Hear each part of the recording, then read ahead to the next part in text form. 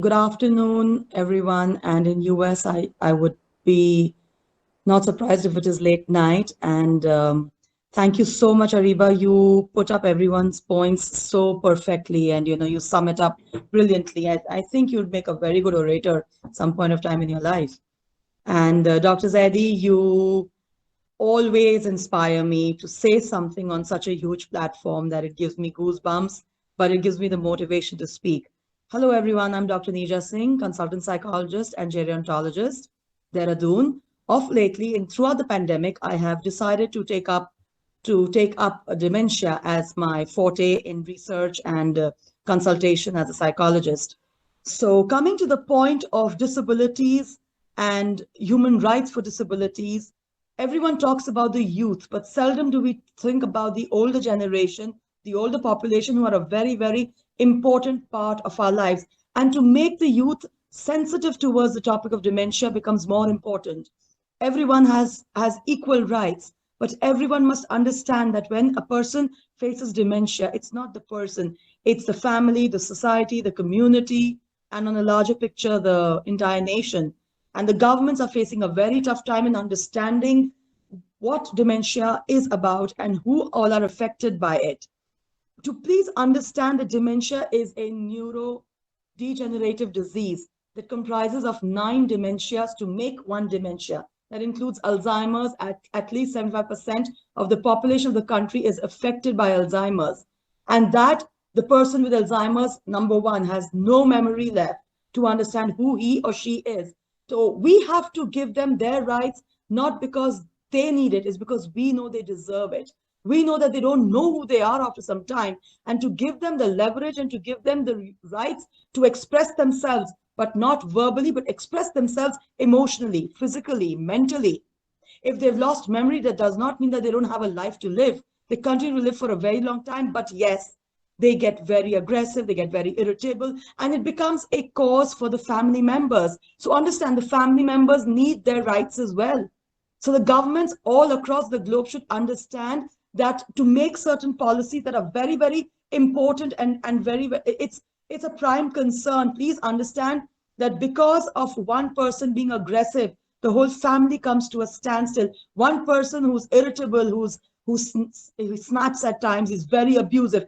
People with dementia can be very abusive. So understand the spouse or the caretaker or the nurse or the assistant is going through this phase of abuse. And we do not understand where they come from. They are literally the second invisible patients in the world, are those who take care of dementia patients.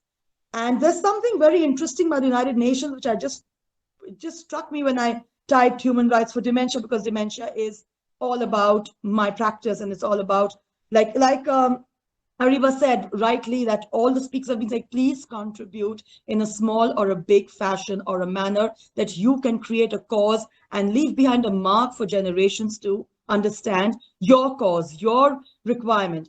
So there's something known as panel, Ariba, which is very interesting. It's participation, accountability, non-discrimination, empowerment, and legality.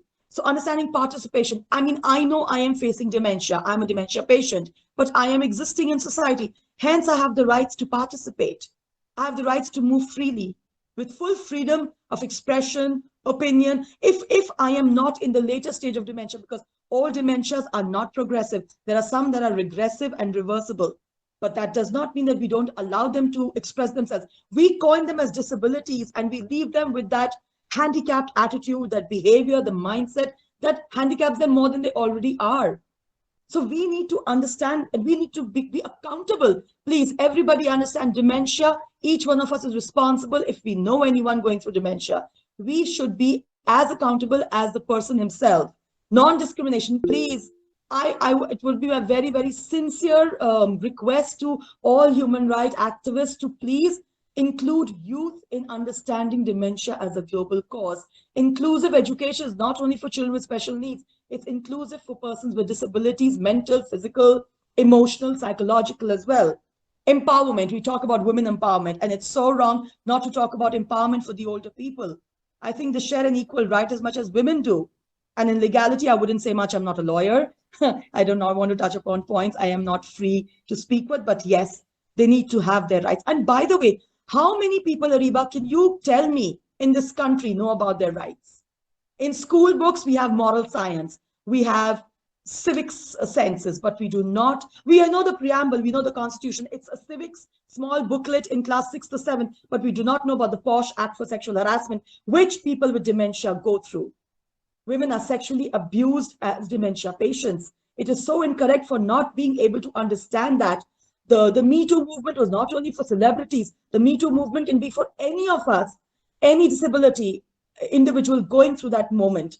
So we should really, really understand, respect, value, and show gratitude to them because they served our country at some point of time. So we should serve them. Thank you so much.